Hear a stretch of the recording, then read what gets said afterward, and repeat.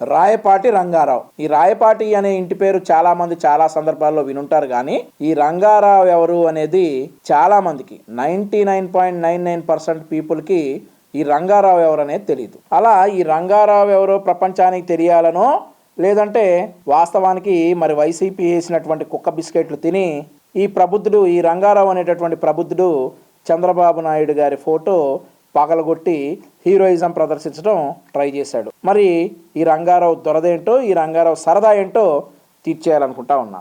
ఈయన మాట్లాడిన మాటలన్నీ కూడా ప్రతి ఒక్క మాటకి ఖచ్చితంగా సమాధానం చెప్తామని చెప్పేసి ఒకసారి ముందుగా రాయపాటి కుటుంబం స్టాండ్ ఏంటో, రాయపాటి సాంబశివరావు గారి స్టాండ్ ఏంటో, రాయపాటి ఫ్యామిలీ ఈ స్టాండ్ ఏంటో బయటికి వచ్చేసి ఒక వీడియో ద్వారా తెలియజేసినటువంటి రాయపాటి శైలజ గారి కృతజ్ఞతలు. తెలుగుదేశం పార్టీని రాయపాటి కుటుంబ సభ్యులు ఎవరూ వేడడం లేదని, తెలుగుదేశం పార్టీకి నిబద్ధతతో పనిచేస్తామని చెప్పేసి శైలజ గారు ప్రకటించారు. ఈ ప్రబుద్ధుడి మాటలు కుటుంబానికి ఏం సంబంధం లేవు, దయచేసి కుటుంబాన్ని ఇందులోకి లాగొద్దు అని చెప్పేసి శైలజ గారు చెప్పారు. ధన్యవాదాలు. ఈ ప్రబుద్ధుడి గురించి మరి ఏమన్నాడో దానికి మా సమాధానాలు ఏంటో చూద్దాం. పార్టీ పదవికి రాజీనామా చేస్తున్నాడట.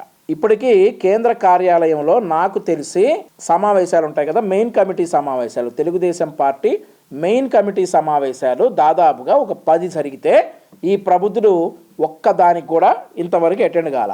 ఇప్పుడు ఈ ప్రబుద్ధుడు ప్రెస్ ముందుకు వచ్చేసి పార్టీ పదవికి రాజీనామా చేస్తా ఉన్నాడట. చెయ్యి, ఎవడొద్దన్నాడు?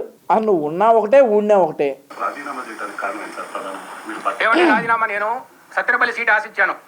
రైట్, అన్నయ్య సత్తెనపల్లి సీట్ ఆశించాడంట.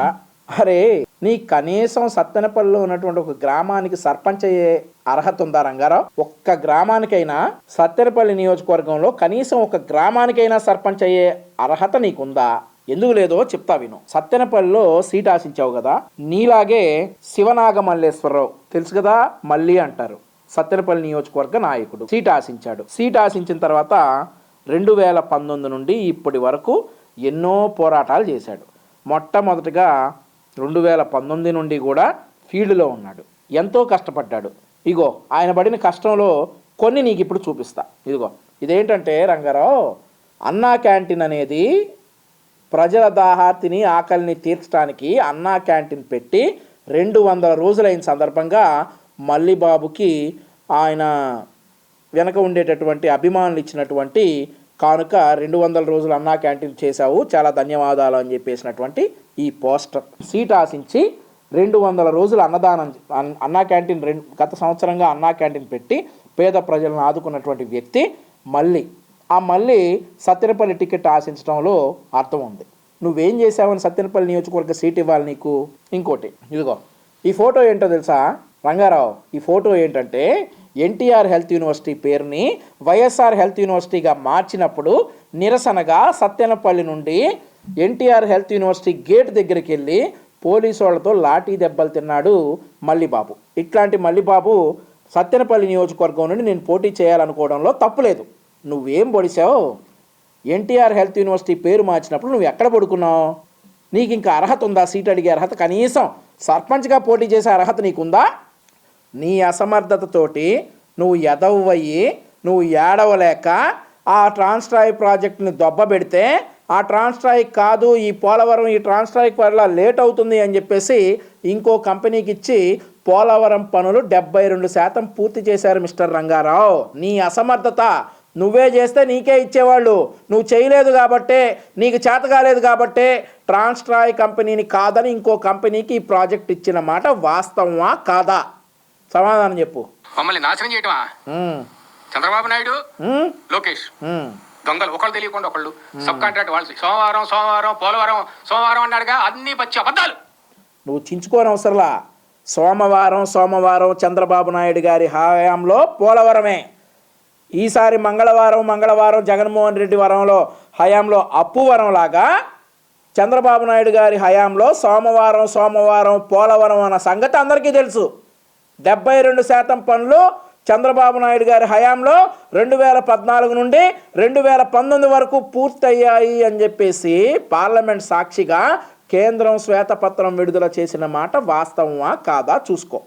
కేంద్రం చెప్పింది 72% పోలవరం ప్రాజెక్టు పనులు చంద్రబాబు నాయుడు గారి హయాంలో పూర్తయ్యాయని. నువ్వు చించుకుంటే ఏమొచ్చింది బొక్క, గొంతు నొప్పి తప్పితే ఏముంది రంగారావు? నువ్వు చించుకుంటావు, ఆ తర్వాత మేము చించుకుంటాం, ఏం ఉపయోగం?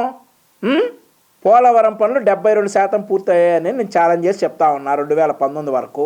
ఇప్పుడు నీతో మాట్లాడిస్తున్నటువంటి జగన్మోహన్ రెడ్డి 2019 నుండి పోలవరం ఎంత ముందుకు తీసుకెళ్లాడో చెప్పు. 2014 నుంచి 2019 దాకా నేను 1,00,000 ఉద్యోగాలు తెచ్చా అంటాడుగా లోకేష్. 1,00,000 ఉద్యోగాలు తెచ్చా, ఇన్ని 1,00,000 ఉద్యోగాలు తెచ్చారు, కియా కట్టాను. మరి ఆంధ్రప్రదేశ్ ఎందుకు గెలవలేదు? నువ్వు ఆంధ్రప్రదేశ్ ఎందుకు గెలవాలా? రంగారావు, గెలుపోటములు పక్కన పెట్టు. కియా మేమే తెచ్చాం, 1,00,000 ఉద్యోగాలు మేమే ఇచ్చాం, అంతకంటే ఎక్కువ ఇచ్చేవాళ్ళం. 2024 నుండి 29 వరకు 20 లక్షల ఉద్యోగాలు ఇస్తాం, ఖచ్చితంగా చేస్తాం, మేమే తెచ్చాం కియా. ఈరోజు చెప్తా ఉన్నాం, గెలుపు ఓటములు అనేది ప్రజలు నిర్ణయిస్తారు. ఒక్క ఛాన్స్ అనేటటువంటి జగన్మోహన్ రెడ్డి మాయ మాటలు నమ్మి వీడు ఇంకా బాగా పొడుస్తాడని చెప్పేసి జగన్మోహన్ రెడ్డిని ఎన్నుకున్న మాట వాస్తవం. ఏం పొడిశాడో ప్రజలందరూ చూశారు. నువ్వు చించుకొని అవసరంలా, నువ్వు ఊరికే గొంతేసుకున్నారో అవసరంలా. కియా మేమే తెచ్చాం, మిగిలిన ప్రాజెక్టులన్నీ మేమే తెచ్చాం, 1,00,000 ఉద్యోగాలు మేమే ఇచ్చాం, 20 లక్షల ఉద్యోగాలు మేమే ఇస్తాం, చూస్తూ ఉంటాం. సీట్ వచ్చింది రాయలసీమలో, శ్రీ సిటీ మనుషులు అక్కడ మీకు అది బీసీ నియోజకవర్గం. నేను నేను నేను నేను కాంట్రు కమలా ఉన్నప్పుడు నేను ఎలక్షన్ చేశా, నేను ప్రత్యక్ష ఎలక్షన్ చేశా. అది బీసీ నియోజకవర్గం, నేను గెలిపించుకున్నా ఆయన్ని. మీరు అడగండి. మొన్న ఈ మధ్య లోకేష్ గారు ఒక ట్వీట్ చేశారు రంగారావు, నువ్వు చూసావో లేదో కానీ, success has many fathers whereas failure is alone. అర్థమైందంటే ఏంటో, గెలుపుకి బాబులు చాలామంది ఉంటారంట, ఓటమికి మాత్రం ఎవడు బాధ్యత తీసుకోడు. మీ నాన్న ఓడిపోయిన దానికి నువ్వు బాధ్యత తీసుకోకుండా బొక్కగా వాళ్ళని నేను గెలిపించా, వీళ్ళని నేను గెలిపించా అంటావు. మీ నాన్న ఎందుకు గెలిపించుకోలేకపోయావు? 2019 ఎందుకు గెలిపించుకోవాలా? లోకేష్ గారిని ఓడిస్తావు నువ్వు, రా చూద్దు. పార్టీ పదవికి రాజీనామా చేస్తున్నాను. మా కుటుంబానికి చంద్రబాబు నాయుడు వాళ్ళ కొడుకు లోకేష్ చాలా అన్యాయం చేశారు. అవును, 2 సార్లు నీకు ఎంపీ టికెట్ ఇచ్చి, మీ నాన్నకి 2 సార్లు ఎంపీ టికెట్ ఇచ్చి, ఒకసారి గెలిపించుకొని చాలా అన్యాయం చేశారు. ఎంపీ టికెట్ ఇవ్వటం చాలా అన్యాయం మీ నాన్నగారికి. 2014లో కాంగ్రెస్ నుండి వచ్చి ఎంపీ టికెట్ ఇవ్వటం నిజంగా చాలా అన్యాయం. నీకు పార్టీ పదవి ఇవ్వటం అంతకంటే అన్యాయం. అన్యాయమే చేశారు నీకు చంద్రబాబు నాయుడు గారు, లోకేష్ గారు. కరెక్టే, చాలా అన్యాయం చేశారు. 2013లో రాష్ట్రం విడగొట్టినప్పుడు ఆ రోజు మా నాన్నగారే ఆంధ్రప్రదేశ్ ఉన్న ఎంపీలందరితో లీడ్ తీసుకెళ్లి ఫస్ట్ ఆయనే స్పీకర్ గారికి ఇచ్చి మేమందరం రాజీనామా చేస్తున్నామని ఇచ్చారు ఫస్ట్. అలాంటి పరిస్థితుల్లో వేరే దారి లేక అదే సంవత్సరం సోనియా గాంధీ ట్రాన్స్ట్రాయ్ నుంచి పోలవరం ప్రాజెక్టు ఇచ్చారు. చంద్రబాబు నాయుడు. రంగారావు, కొద్దిగా రాజకీయ అవగాహన ఉందా? ఎక్కడేం మాట్లాడాలో తెలియదా? మీడియా సాక్షిగా నువ్వేం చెప్తా ఉన్నావు? మా నాన్న రాజీనామా చేస్తాను అని అంటే, మా నాన్న రాజీనామా చేస్తాను అని సోనియా గాంధీని బెదిరిస్తే ట్రాన్స్ట్రాయ్ కంపెనీకి పోలవరం ప్రాజెక్టు సోనియా గాంధీ గారు ఇచ్చారు. అదే కదా నీ ఉద్దేశం? అసలు ఏం మాట్లాడుతున్నావు? మీడియా ముందు మాట్లాడాల్సిన మాటలేనా రంగారావు అయ్యి? మీ నాన్న అంటే బ్లాక్మెయిలరా? సోనియా గాంధీని బ్లాక్మెయిల్ చేసి, నాతో పాటు ఇదిగో ఈ ఎంపీలందరినీ రిజైన్ చేస్తా అని చెప్పి బ్లాక్మెయిల్ చేసి ఆ రోజు ట్రాన్స్ట్రాయ్కి పోలవరం ప్రాజెక్ట్ ఇప్పించుకున్నాడా మీ నాన్నగారు? అదే కదా నీ మాటల్లో అర్థం. నీ పరువు నువ్వు తీసుకోవటమే కాకుండా 83 ఏళ్ల పెద్ద ఆయన రాయపాటి సాంబశివరావు గారి పరువును కూడా అడ్డంగా తీస్తూ ఉన్నావు. నీకున్నటువంటి నోటి దొరదో లేదంటే రాజకీయ అవగాహన లేకో మీ నాన్నగారి పరువు అడ్డంగా తీస్తూ ఉన్నావు రాయపాటి రంగారావు. ఒకసారి ఏమన్నావో విను, మీ నాన్నగారికి వినిపించు, చేతిలో వాకింగ్ స్టిక్ ఇచ్చి కొడతాడు ఇవన్నీ వింటే. కాదు ఇది లేక అదే సంవత్సరం సోనియా గాంధీ ట్రాన్స్ట్రాయ్ నుంచి పోలవరం ప్రాజెక్టు ఇచ్చారు.